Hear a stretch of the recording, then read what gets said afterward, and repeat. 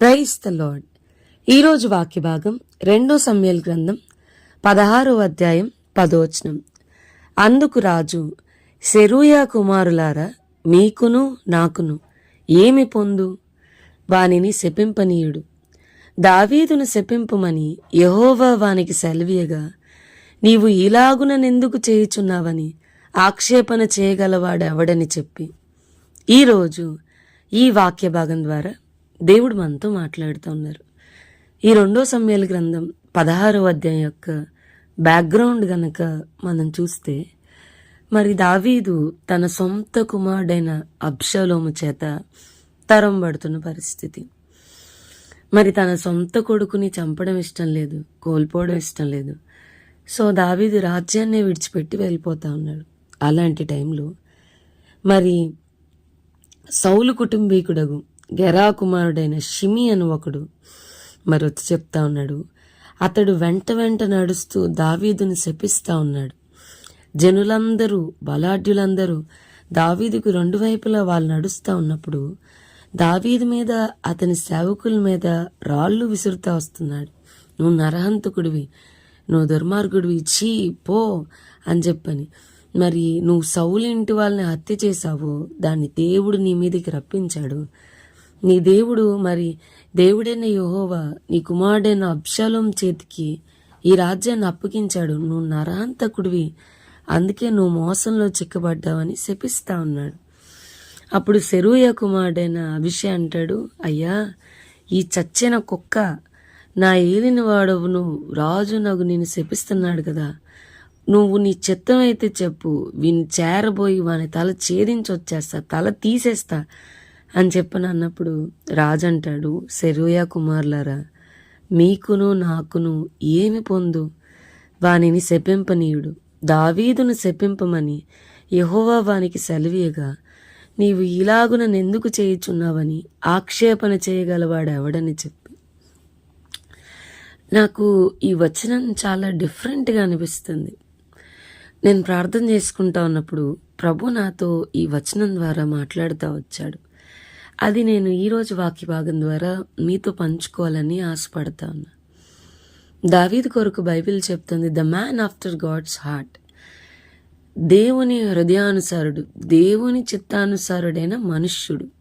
అయితే ఇతడు ప్రతిదీ దేవుని చిత్తంలాగా, ప్రతిదీ ఇంకా తను చూసే విధానం మారిపోయింది. దావీదు, the way that he looks, the perception that he carries అనేది చాలా భిన్నంగా అయిపోయింది.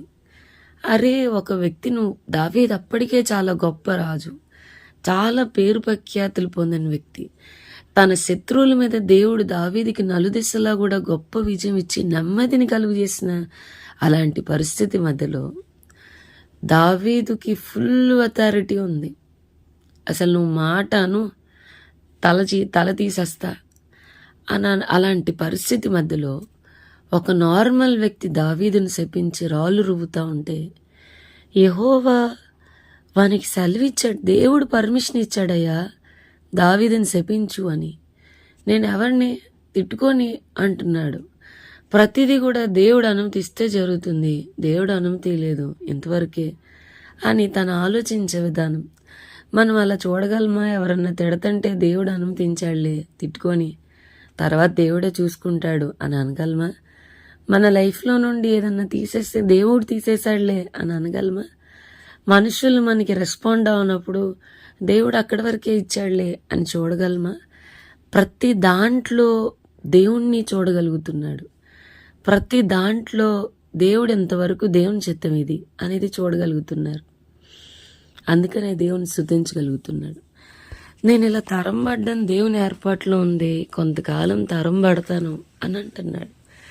మనం ప్రతిదీ దేవుని చిత్తము లేదా దేవుని ఏర్పాటుగా చూడగలిగితే అసలు గోలే ఉండదు, అసలు ఆ ప్రాబ్లమే ఉండదు.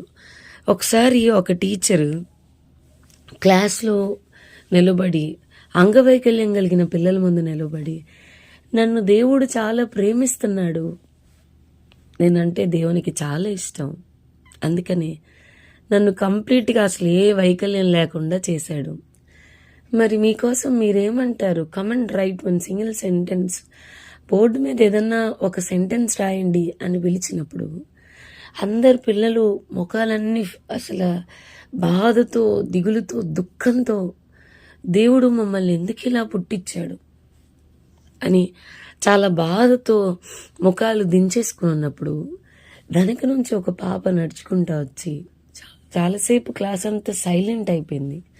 కొంతసేపు ఒక పాప చాక్పీస్ తీసుకుని బోర్డు మీద నేను ఇలాగుండుట దేవుని చిత్తం, దేవుని ఏర్పాటు అని రాసింది. ఇలా ఉంటే దేవునికి ఇష్టం, అందుకని ఆయన ఇలా చేసుకున్నాడు, నేను ఇలా ఉన్నప్పుడు ఆయనకి నచ్చాను అని రాసింది. నిజంగా మన జీవితంలో ప్రతిదీ కూడా దేవుడు ఎంతవరకు అనుమతించాడు, ఇది దేవుని ఏర్పాటులో లేదు. నాకు ఆరోగ్యం ఉండడం దేవుని ఏర్పాటు లేదు, ఈ జబ్బుని దేవుడు తన చిత్త ప్రకారమే నా దేహంలో అనుమతించాడు.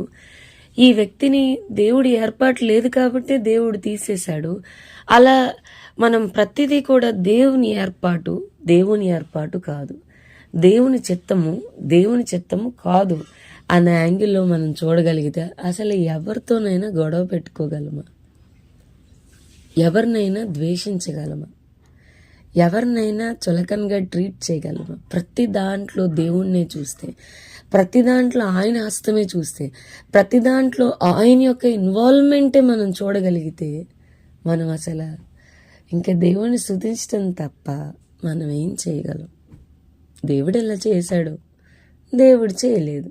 ఇంకా అక్కడ మనిషితో ఏమీ లేదు, ఇంకా మనుషులు చేశారు, మనుషులు చూస్తున్నారు, ఏమీ లేదు. మనుషులు నాకు వ్యతిరేకంగా ఉన్నారా? దేవుడు దానికి అనుమతించాడు. మనుషులు నన్ను ద్వేషిస్తున్నారా? దేవుడు దానికి అనుమతించాడని అన్నప్పుడు నాకు వ్యతిరేకంగా ఉన్న వాళ్ళని నేను ఎలా ద్వేషించగలుగుతాను? దేవుడు అనుమతించాడు, ఇది నా మేలుకే అని నేను అనుకుంటున్నప్పుడు నన్ను ద్వేషిస్తున్న వాళ్ళని శత్రువుల్లాగా నేను ఎలా చూడగలుగుతాను? వాళ్ళకి వ్యతిరేకంగా నేను అసలు నా నోరు ఎలా ఎత్తగలుగుతాను? సో మనం చూసే విధానం మార్చుకుంటకు ప్రభు మనందరికీ సహాయం చేయను గాక. ప్రార్థన చేసుకుందాం. ప్రభు, ఈరోజు వాక్య భాగం ద్వారా మీరు మాతో మాట్లాడినందుకు వందనాలు. వాక్యం ఉన్న మా ప్రియులైన వారిని అందరినీ దీవించి ఆశీర్వదించమని యేసు నామమున అడిగి వేడుకొంచున్నాం తండ్రి. Amen. God bless you and have a blessed day.